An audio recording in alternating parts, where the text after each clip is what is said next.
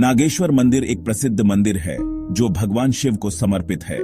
श्री नागेश्वर ज्योतिर्लिंग का भगवान शिव के 12 ज्योतिर्लिंग में 10वां स्थान है।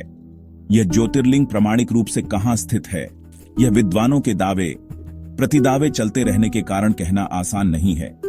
फिर भी गुजरात राज्य में गोमती द्वारका के बीच दारुकावन क्षेत्र में इसके प्रामाणिक स्थान होने की मान्यता अधिक है। नागेश्वर ज्योतिर्लिंग होने के दावे जिन भी अन्य स्थानों पर किए जाते हैं, उनमें से एक आंध्र प्रदेश में अवढ़ा गांव में मन जाता है। यह अवढ़ा गांव महाराष्ट्र राज्य के परभणी क्षेत्र से होकर हिंगोली जाते हुए पड़ता है। दूसरा स्थान उत्तराखंड राज्य में अल्मोड़ा से 17 मील दूर जोगेश्वर नामक तीर्थ बताया जाता है।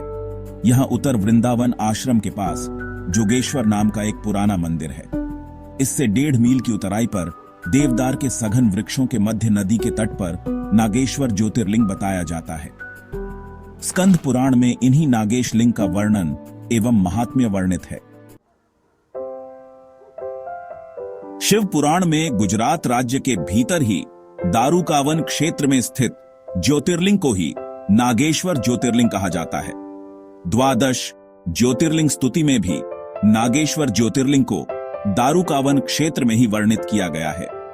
महात्म्य के अनुसार जो आदर पूर्वक इस शिवलिंग की उत्पत्ति एवं महात्म्य को सुनेगा और इसके दर्शन करेगा, वह सभी पापों से मुक्त होकर समस्त सुखों को भोगता हुआ अंततः परम पद को प्राप्त होगा।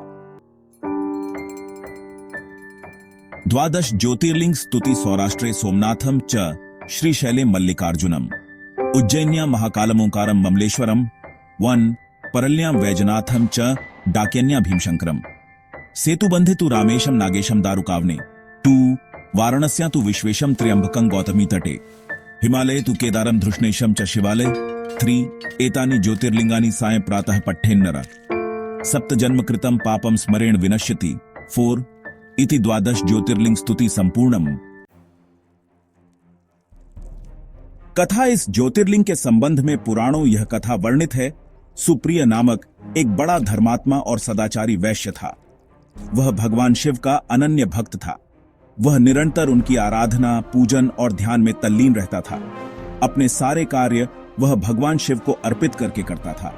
मन, वचन, कर्म से वह पूर्णतः शिवार्चन में ही तल्लीन रहता था। उसकी इस शिव भक्ति से दारुक नामक एक राक्षस बहुत क्रुद्ध रहता था। उसे भगवान शिव की यह पूजा किसी प्रकार भी अच्छी नहीं लगती थी। वह निरंतर इस बात का प्रयत्न किया करता था कि उस सुप्रिय की पूजा अर्चना में विघ्न पहुंचे। एक बार सुप्रिय नौका पर सवार होकर कहीं जा रहा था। उस दुष्ट राक्षस दारुक ने यह उपयुक्त अवसर देखकर नौका पर आक्रमण कर दिया। उसने नौका में सवार सभी यात्रियों को पकड़कर अपनी राजधानी में ले जाकर कैद कर लिया। सुप्रिय कारागार में भी अपने नित्य नियम के अनुसार भगवान शिव की पूजा आराधना करने लगा। अन्य बंदी यात्रियों को भी वह शिव भक्ति की प्रेरणा देने लगा। दारुक ने जब अपने सेवकों से सुप्रिय के विषय में यह समाचार सुना, तब वह अत्यंत क्रुद्ध होकर उस कारागार में आ पहुंचा। सुप्रिय उस समय भगवान शिव के चरणों में ध्यान लगाए हुए दोनों आंखें बंद किए बैठा था। उस राक्षस ने उसकी यह मुद्रा देखकर अत्यंत भीषण स्वर में उसे डांटते हुए कहा, अरे दुष्ट वैश्य, तू आंखें बंद कर इस समय यहाँ कौन से उपद्रव और षड्यंत्र करने की बातें सोच रहा है। उसके यह कहने पर भी धर्मात्मा शिव भक्त सुप्रिय की समाधि भंग नहीं हुई। अब तो वह दारुक राक्षस क्रोध से एकदम पागल हो उठा। उसने तत्काल अपने अनुचरों को सुप्रिय तथा अन्य सभी बंदियों को मार डालने का आदेश दे दिया। सुप्रिय उसके इस आदेश से जरा भी विचलित और भयभीत नहीं हुआ। वह एकाग्र मन से अपनी और अन्य बंदियों की मुक्ति के लिए भगवान शिव से प्रार्थना करने लगा।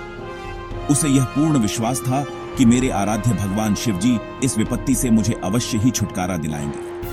उसकी प्रार्थना सुनकर भगवान शंकर जी तत्क्षण उस कारागार में एक ऊंचे स्थान में एक चमकते हुए सिंहासन पर स्थित होकर ज्योतिर्लिंग के रूप में प्रकट हो गए। उन्होंने इस प्रकार सुप्रिय को दर्शन देकर उसे अपना पाशुपत अस्त्र भी प्रदान किया। इस अस्त्र से राक्षस दारुक तथा उसके सहायक का वध करके सुप्रिय शिव धाम को चला गया। भगवान शिव के आदेशानुसार ही इस ज्योतिर्लिंग का नाम नागेश्वर पड़ा। बाद में इस स्थान पर एक बड़े आमर्दक सरोवर का निर्माण हुआ और ज्योतिर्लिंग उस सरोवर में समाहित हो गया। पांडव कालीन इतिहास, युग बीते और आया द्वापर युग, श्री कृष्ण का जन्म युग। जब द्यूत के खेल में कौरवों द्वारा 5 पांडवों को पराजित किया गया था, तो द्यूत की शर्तों के अनुसार पांडवों को 12 वर्ष के वनवास और 1 वर्ष के अज्ञातवास की सजा सुनाई गई थी। इस बीच पांडवों ने पूरे भारत में भ्रमण किया। घूमते घूमते वे इस दारुकवन में आ गए और इस स्थान पर उनके साथ एक गाय भी थी। वह गाय प्रतिदिन सरोवर में उतरकर दूध देती थी। एक बार भीम ने यह देखा और अगले दिन वह गाय का पीछा करते हुए सरोवर में उतर गया और उसने भगवान महादेव को देखा तो उसने देखा कि गाय हर दिन शिवलिंग को दूध छोड़ रही थी। तब 5 पांडवों ने उस सरोवर को नष्ट करने का निश्चय किया और वीर भीम ने अपनी गदा से उस सरोवर के चारों ओर पर प्रहार किया और सभी ने महादेव के इस शिवलिंग के दर्शन किए। श्री कृष्ण ने उन्हें उस शिवलिंग के बारे में बताया और कहा, यह शिवलिंग कोई साधारण नहीं है, यह नागेश्वर ज्योतिर्लिंग है। तब 5 पांडवों ने उस स्थान पर भूतल पर स्थित ज्योतिर्लिंग का भव्य अखंड पत्थर का मंदिर बनवाया। यादव काल का इतिहास। और फिर से समय के साथ वर्तमान मंदिर हेमाडपंथी शैली में सेवना यादव वंश द्वारा बनाया गया था और कहा जाता है कि यह 13वीं शताब्दी का है, जो 7 मंजिला पत्थर की इमारत का बनाया था। 16वीं शताब्दी के बाद का इतिहास। बाद में छत्रपति संभाजी महाराज के शासन काल में औरंगजेब ने इस मंदिर की इमारतों को नष्ट कर दिया। औरंगजेब की जीत के दौरान इस मंदिर को नष्ट कर दिया गया था।